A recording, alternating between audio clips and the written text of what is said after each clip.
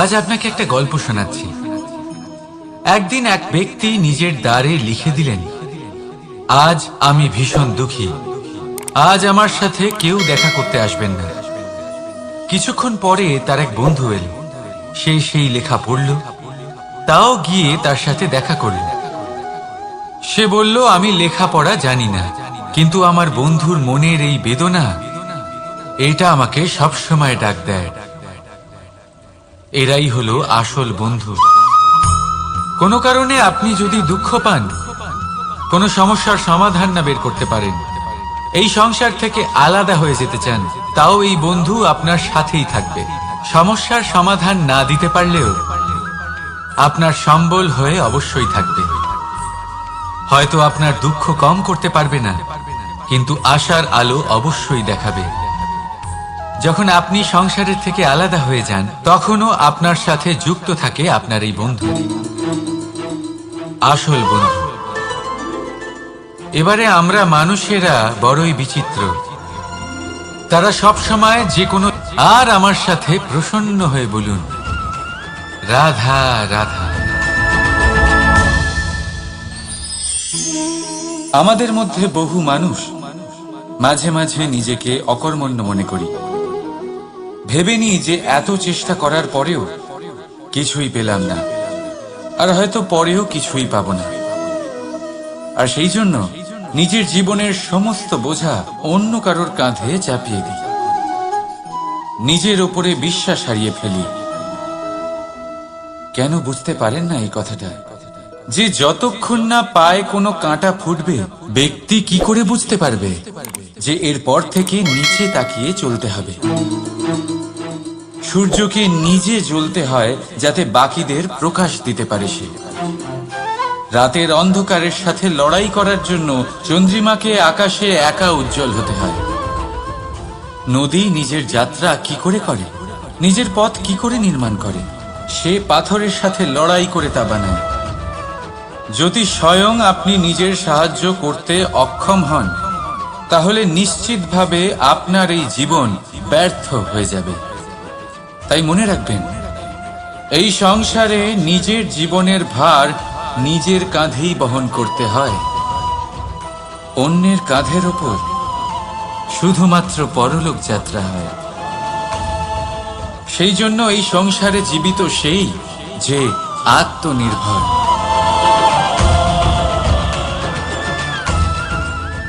রাধা রাধা। সময়, কথায় বলে সময়ের পূর্বে কিছুই হয় না। প্রতিটা ঘটনার একটা সময় থাকে। সময়ের আগে না সূর্যোদয় হয় আর না সূর্যাস্ত হয়।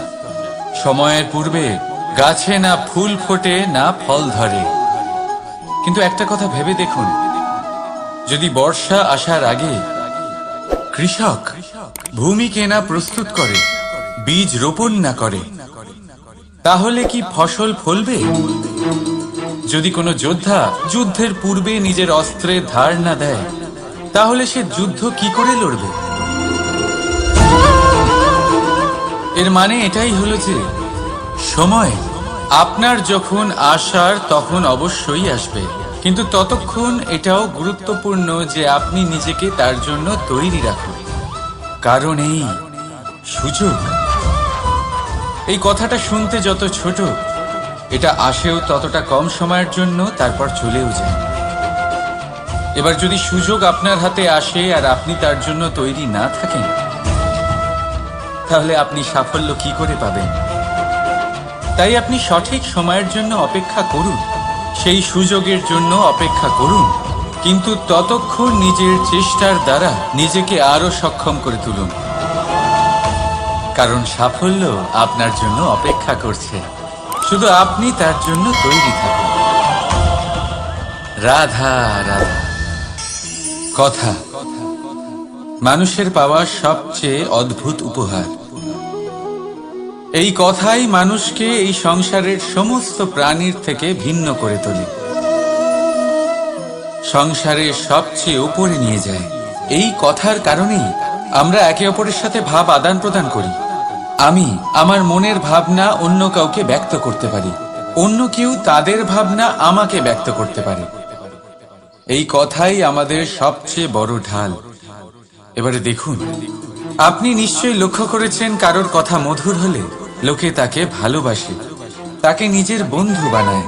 সেইভাবেই যদি কারোর কথা কঠোর হয়, তাহলে লোকে তাকে ঘৃণা করে, তাকে নিজের শত্রু মনে করে। এই কথাই ভাষা হয়ে আমাদের ইতিহাস রচনা করে। তবে আমরা কি সত্যি বাণীর বিষয়ে অতটাই ভাবি যতটা আমাদের ভাবা উচিত? ভেবে দেখুন, মানুষের কথা বলতে শিখতে কত সময় লাগে। কোনো বালক 1.5 বছর বয়সে কথা বলতে শেখে, কেউ 2 বছরে, কেউ 3।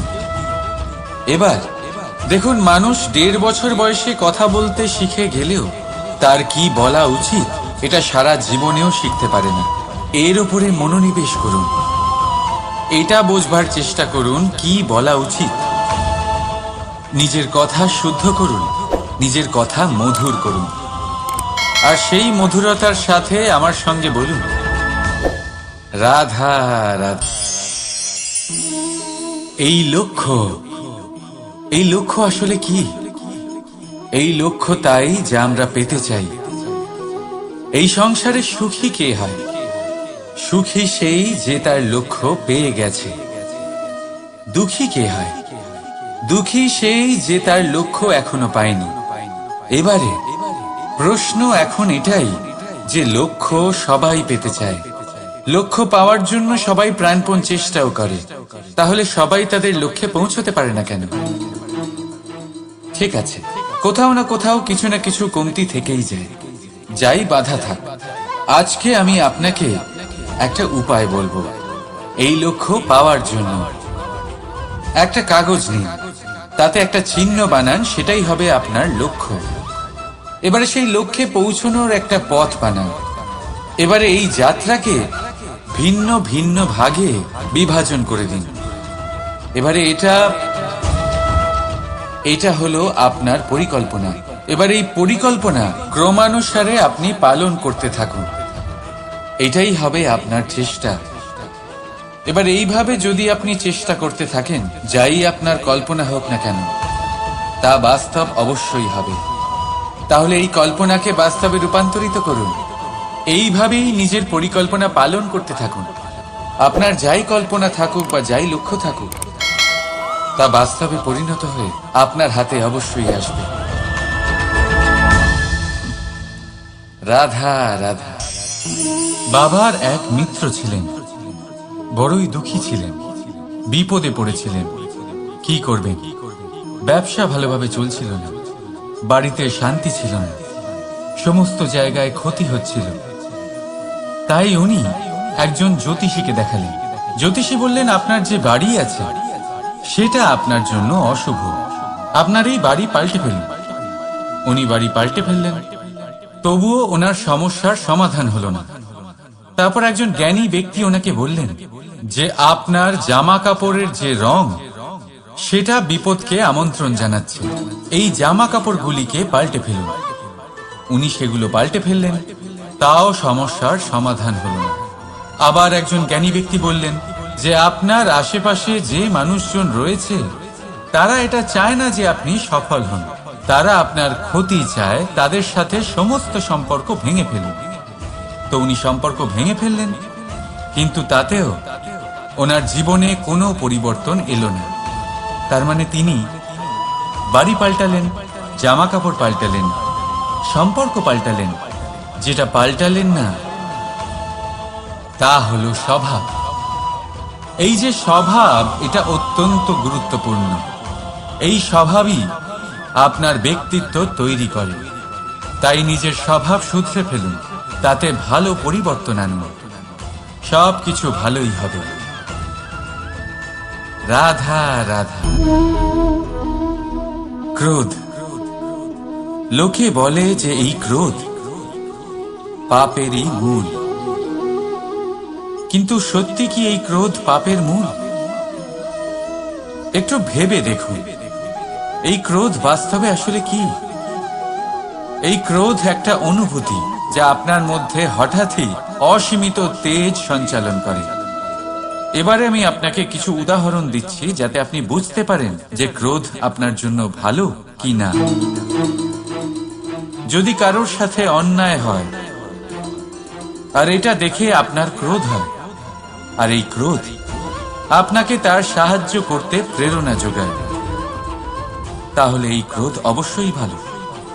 যদি কোথাও আপনি দেখেন যে কোনো নারীর উপরে অত্যাচার হচ্ছে আর সেটা দেখে আপনার ক্রোধ হয়, আর এই ক্রোধ আপনাকে তার সাহায্য করতে সাহস যোগায়, তাহলে এই ক্রোধ অবশ্যই ভালো। যদি এই সংসারে কোথাও আপনি কোনো অনৈতিক কাজ বা ছলনা দেখেন আর আপনার তাতে ক্রোধ না হয়, কিছুই অনুভব করেন না, তাহলে এটা কাপুরুষতা। তার মানে এটাই যে আপনি আপনার মনুষ্যত্ব হারিয়ে ফেলেছেন।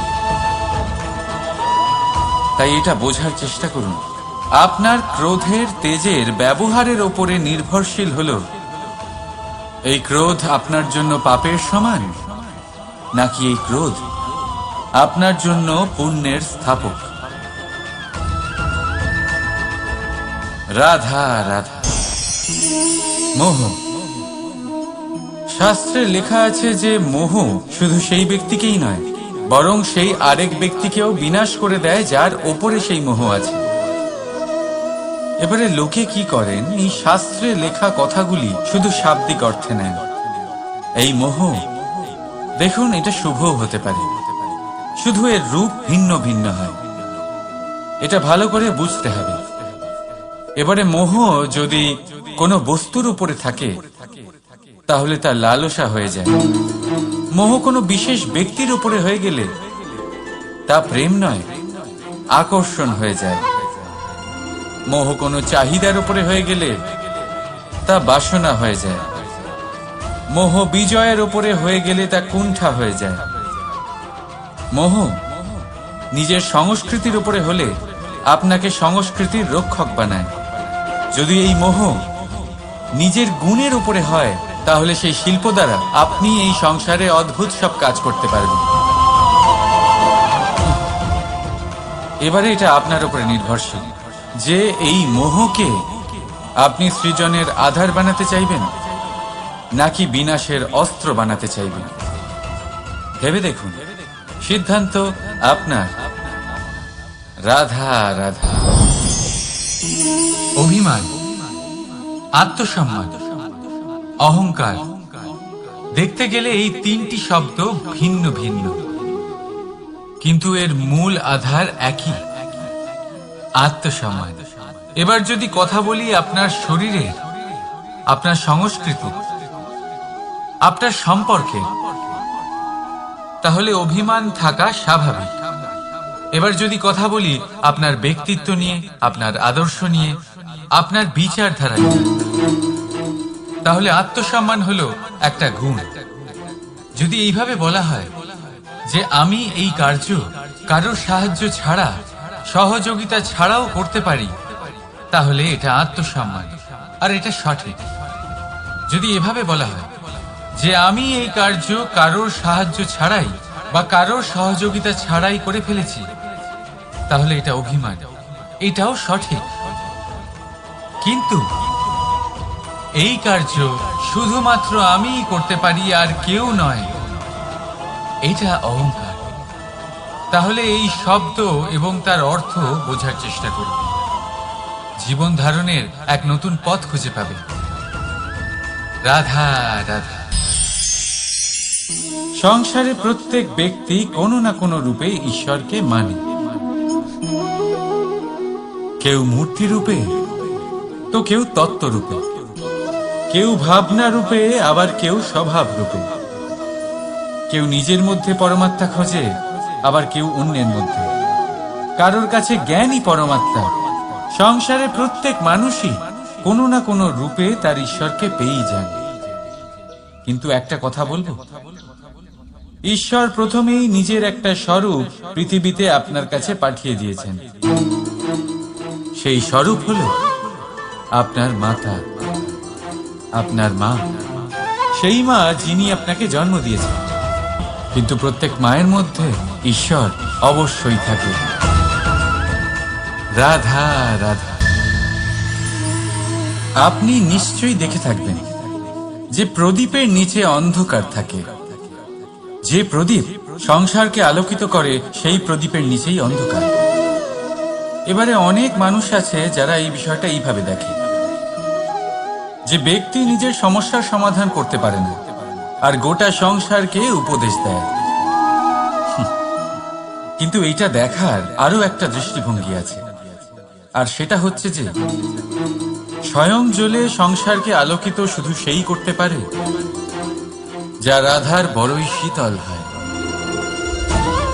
এই সংসারের পথপ্রদর্শক সেই হতে পারে, এই সংসারকে দিশা সেই দেখাতে পারে যার মধ্যে সন্তোষ। রাধা রাধা।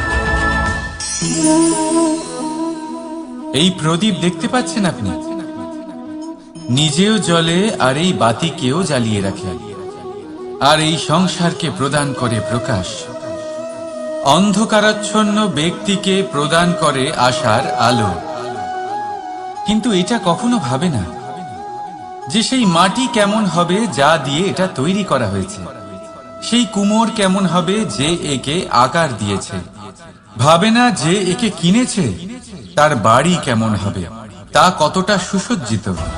কিচ্ছু নয়, শুধু এই সংসারকে তৈরি করুন। রাধা রাধা। এই সংসারে প্রত্যেক ব্যক্তি বড় কিছু করতে চায়, এমন কিছু যা এই সংসারে কেউ আগে কখনো করেনি। এমন জায়গায় পৌঁছতে চায় যেখানে এর আগে কেউ কখনো পৌঁছতে পারেনি, আর কেউ এতে সফলতা অর্জন করে। কিন্তু কিছু মানুষ অসফল হয় কেন? এটাই আমার প্রশ্ন।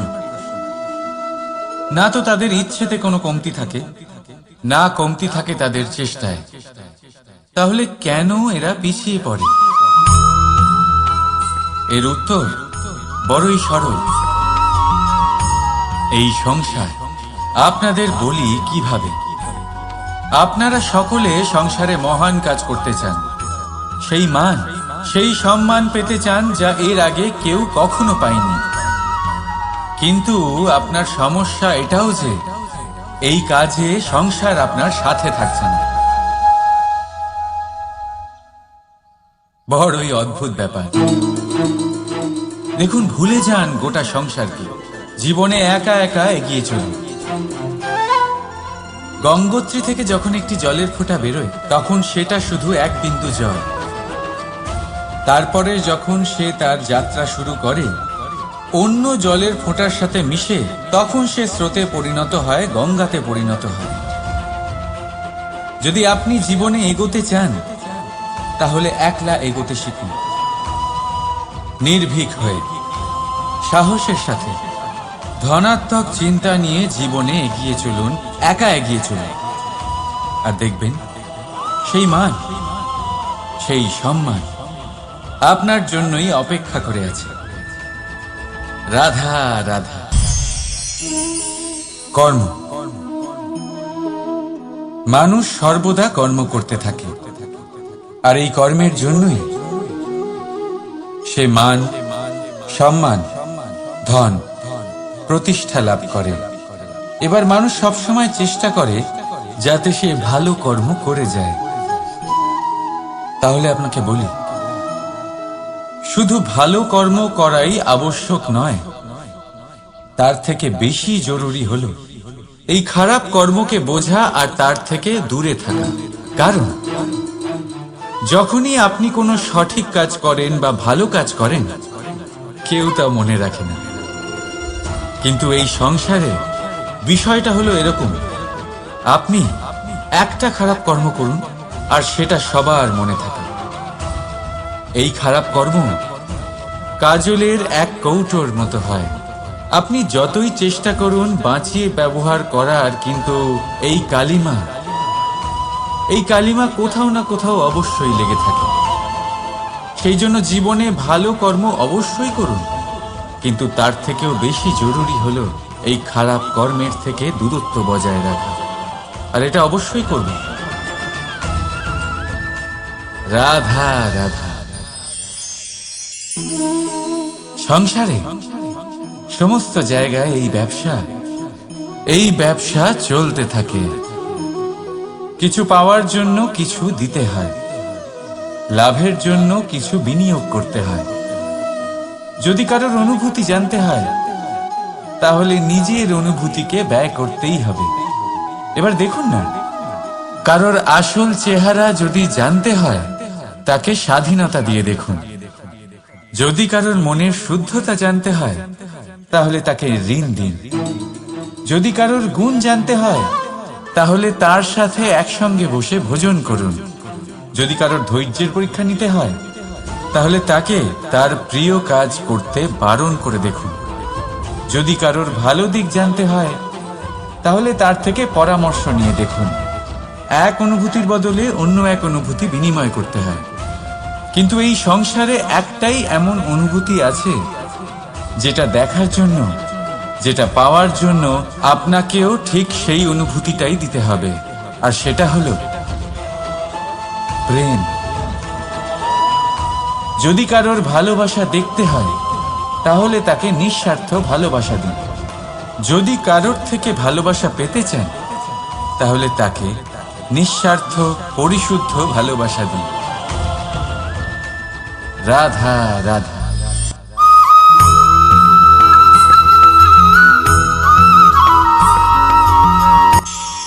আমাদের জীবনে যখনই আমরা কোনো বড় দায়িত্বের সম্মুখীন হই তখন আমরা তার থেকে দূরে পালাই, আর এই অজুহাত দিই যে না না, এত বেশি ভার বহন করার যোগ্যতা আমার নেই, আমি করতেই পারবো না। দেখুন, এই সংসারে ভিন্ন ভিন্ন ধরনের গাছ আছে, ছোট গাছ, বড় গাছ, কিন্তু বটগাছের মতো বড় এবং নিবিড় গাছ আর একটাও নেই। সে নিঃস্বার্থভাবে এই সংসারকে সেবা করে যায়, ছায়া প্রদান করে, শীতলতা প্রদান করে। আর যখন এমন সময় আসে যখন তার উপর বোঝা অত্যন্ত বেড়ে যায়, সে কিন্তু কোনোভাবেই ভেঙে পড়ে না। তখন সে নিজের নিঃস্বার্থ কর্মের ফল লাভ করে, সেই নিঃস্বার্থ কর্ম যা সে করেছে। তার দেহ থেকে ছোট ছোট ঝুড়ি বার হয় এবং তা কাণ্ডের আকার ধারণ করে। সেই কাণ্ড মাটির কাছে পৌঁছয় এবং তারপর তা বটগাছের সহায়ক হয়ে ওঠে।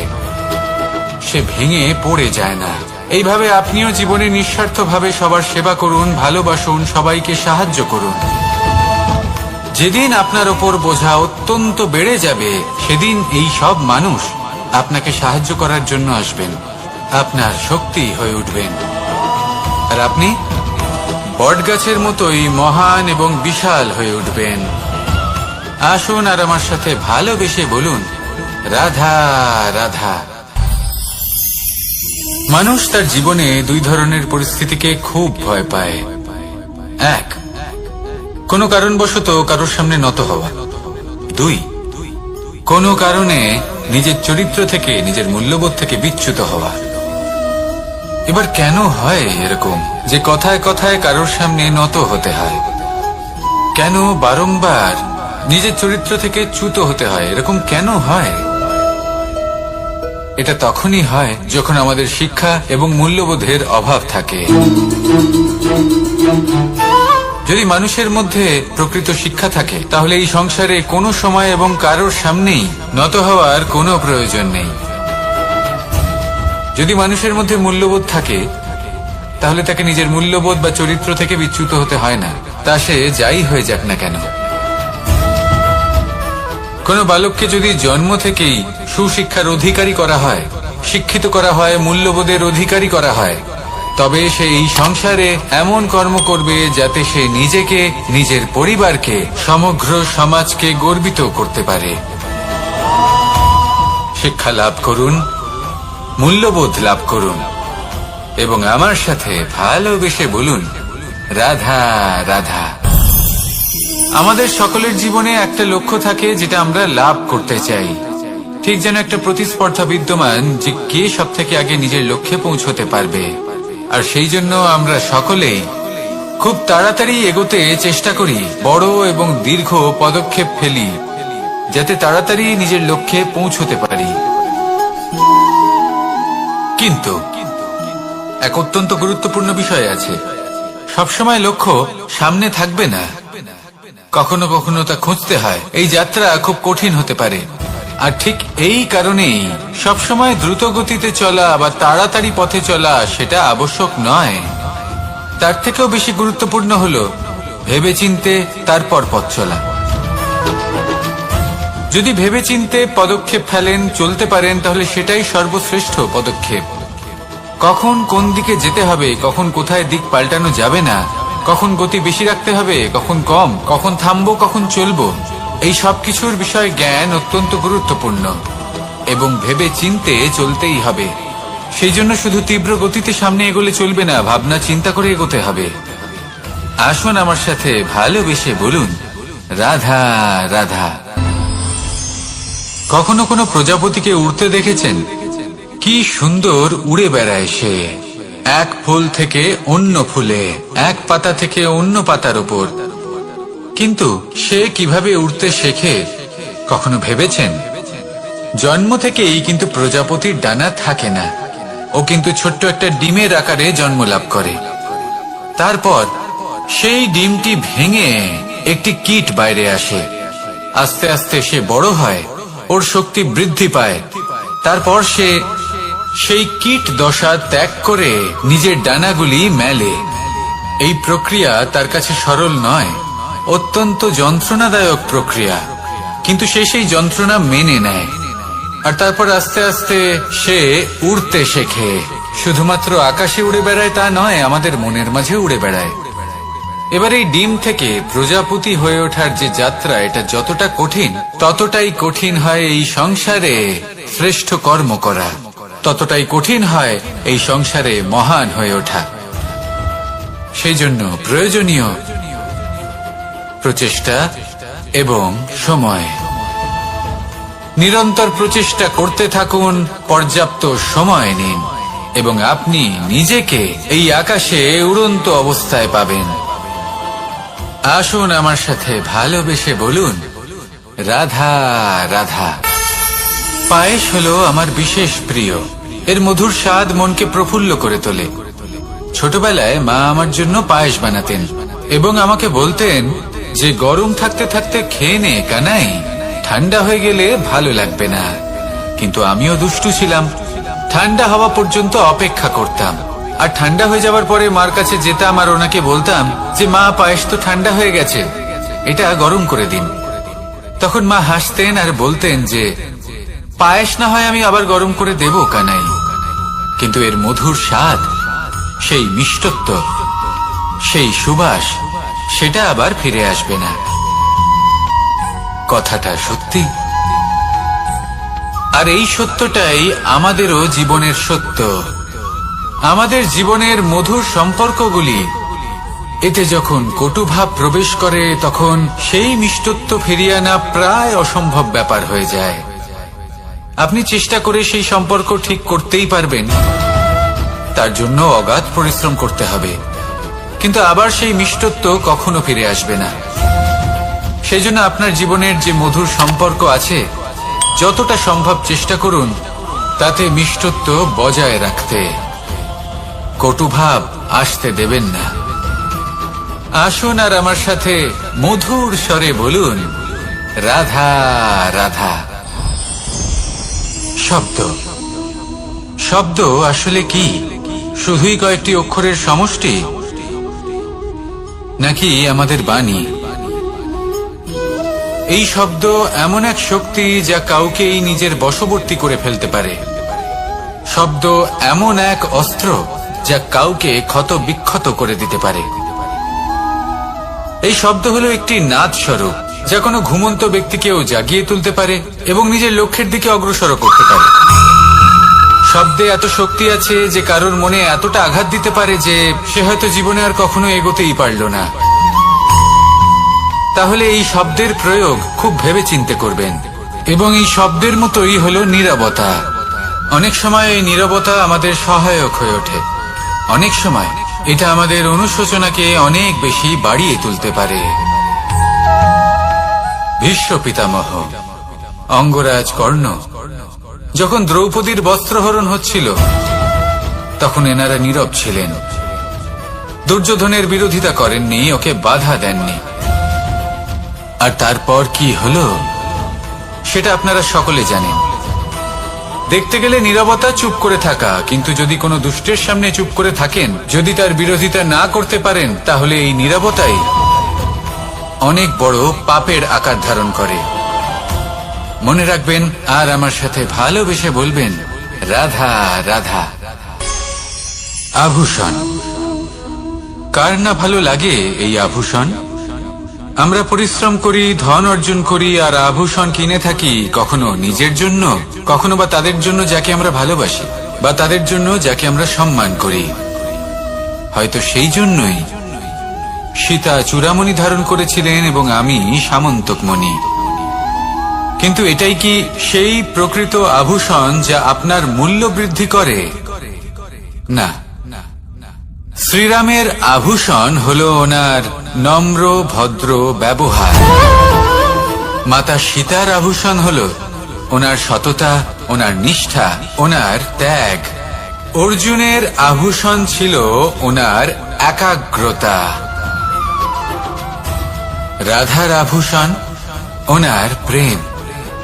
এই আভূষণ কোথাও নেই, আপনার মনে আছে।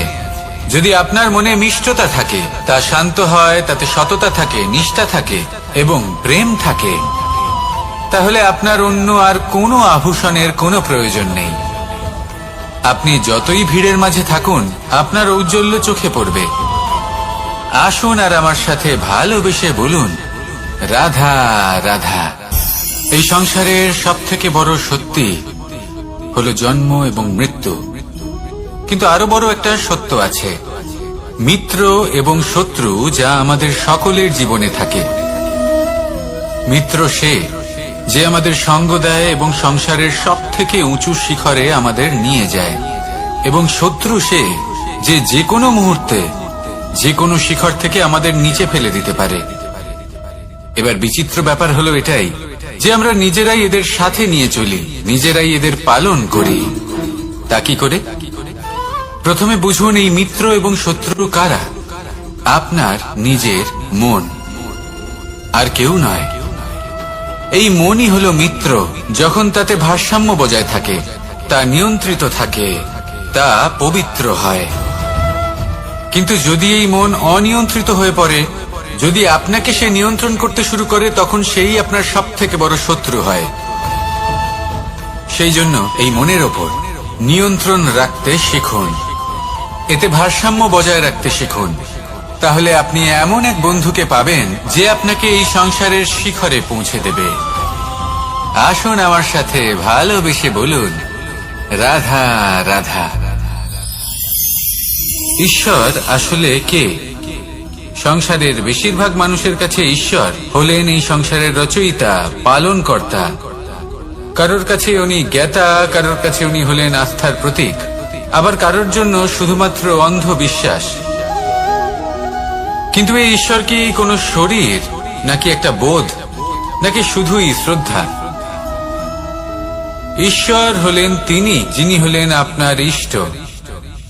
সেই জন্যই তো গুরু, মাতা, পিতা এনাদেরও ঈশ্বরই বলা হয়েছে।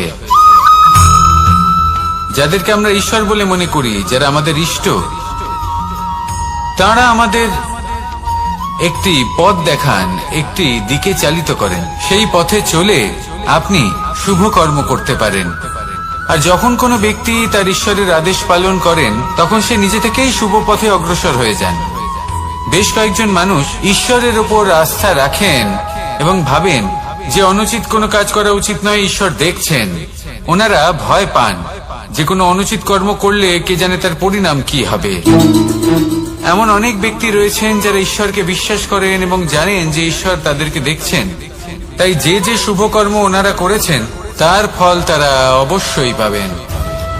এবার আপনি ভয় পেয়ে ঈশ্বরকে বিশ্বাস করবেন, নাকি বিশ্বাসের দ্বারা ঈশ্বরকে বিশ্বাস করবেন, সেই সিদ্ধান্ত আপনারই।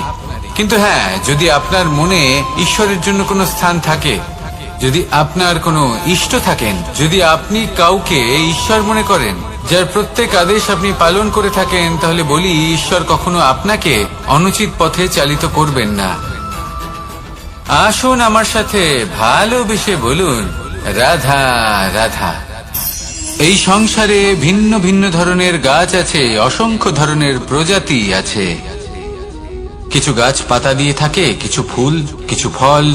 কেউ ছায়া প্রদান করে, কেউ শীতলতা প্রদান করে, কেউ নিজেকে খুব কষ্ট দিয়ে এই সংসারের বিকাশে সহায়ক হয়ে ওঠে। কিন্তু এই সবার মধ্যে একটা বিষয় কিন্তু সমান, এরা প্রত্যেকেই পাতা ছাড়া, ফুল ছাড়া, ফল ছাড়া জীবিত থাকতেই পারে, কিন্তু কোনো বৃক্ষই শিকড় ছাড়া বেঁচে থাকতেই পারে না। এটাই হলো রাধার। ঠিক সেইভাবেই আমাদের জীবনে শক্তি হোক, ধন হোক বা সাফল্য হোক, আমাদের বা আমাদের পরিবারের প্রসন্নতাই হোক, এই সব কিছুর আধার হলো, সবকিছুর মূল হলো পরিশ্রম।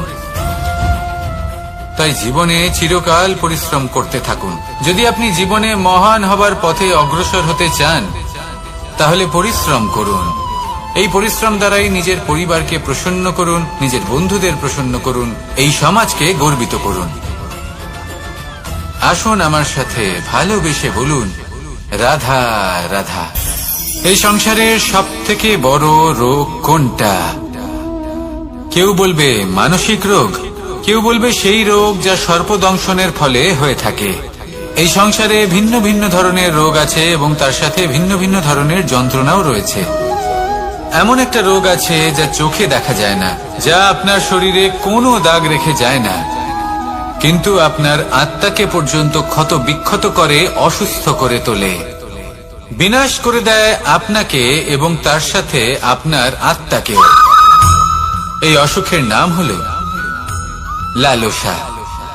লালসা, যে কর্ম সাধন করেছেন তার থেকে বেশি ফল লাভ করার আশা। লালসা, যা আজ আছে তার থেকে অনেক বেশি লাভ করার ইচ্ছে। এই ইচ্ছে এই সংসারে সবার থেকে এগিয়ে থাকার আপনাকে প্রেরণা যোগাবে, কিন্তু তার জন্য আপনাকে অপরাধযোগ্য কাজ করতে উৎসাহিত করবে। আপনার বন্ধু, আপনার আত্মীয়, আপনার পরিবার, এই সবার থেকে আপনি কখন দূরে চলে যাবেন আপনি বুঝতেই পারবেন না। উচিত অনুচিত কোনটা, ধর্ম অধর্ম কোনটা, সব ভুলে যাবেন আপনি।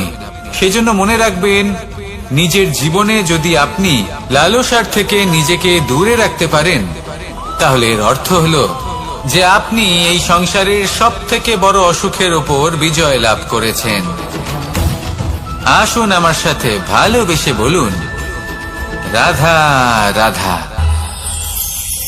এই সাগর কত বিশাল আকার, কখনো শান্ত কখনো উত্তাল, কিন্তু এই সাগরকে এত মহান কে করে তুলল? জল। এবার এই জলের যাত্রা দেখুন, সেটা কতটা কঠিন। এই জল সাগরে থাকে, সূর্য ওকে এতটা উত্তপ্ত করে তোলে যে এই জল নিজের অস্তিত্ব হারিয়ে ফেলে এবং বাষ্পে পরিণত হয়ে হাওয়ায় মিলিয়ে যায়। তারপরে আকাশে যায় আর নিজের অস্তিত্ব আবার হারিয়ে ফেলে, মেঘে পরিণত হয়। তারপর এই মেঘ কোথাও গিয়ে কোনো পর্বতে ধাক্কা খায়, তারপর আবার এই জল নিজের অস্তিত্ব হারায়। তারপরে বর্ষার রূপ ধারণ করে তা বর্ষিত হয়, বা কোনো পর্বতের চূড়ায় তার শিখরে বরফের রূপ ধারণ করে। তারপরে এই বর্ষা মাটির দিকে নিজের যাত্রা শুরু করে। এবার মাটিতে ঝরে পড়া এই বর্ষা স্রোতের আকার ধারণ করে এবং আস্তে আস্তে বইতে থাকে। এই নদীর আকার ধারণ করে এবং নদী রূপে বইতে বইতে পাথরে ধাক্কা খায় বা কোনো পর্বতে ধাক্কা খায়, আর তারপর এই নদী এসে সাগরে সমাহিত হয়ে যায়। নদীর এই জল আবারও নিজের অস্তিত্ব হারিয়ে ফেলে, কিন্তু এইবার সেই জল নিজেই সাগরে পরিণত হয়। এটা আমাদের সকলের জন্য একটা শিক্ষা যে এই সংসারে জীবন এবং সময়ের হলো এক অনন্ত যাত্রা। এই সংসারে যা কিছু আছে তার সূত্রপাত কোথাও একটা হবেই। সেই জন্য মৃত্যু এবং সমাপ্তির চিন্তা ত্যাগ করে দিন, আর যে সূত্রপাত আপনি লাভ করছেন তার আনন্দ উপভোগ করুন। ভেবে দেখুন আপনি কিভাবে শ্রেষ্ঠ কর্ম করতে পারেন যাতে এই সংসার এবং এই সমাজ, এই দুইয়ের মঙ্গল সম্ভব। আসুন আমার সাথে ভালোবেসে বলুন, রাধা রাধা। মাকড়সার জাল দেখতে পাচ্ছেন? মাকড়সারা ভীষণ পরিশ্রম করে এটা তৈরি করে। নিজের শরীরের রস দিয়ে এই জাল বোনে। আপনি কি এটার উদ্দেশ্য জানেন?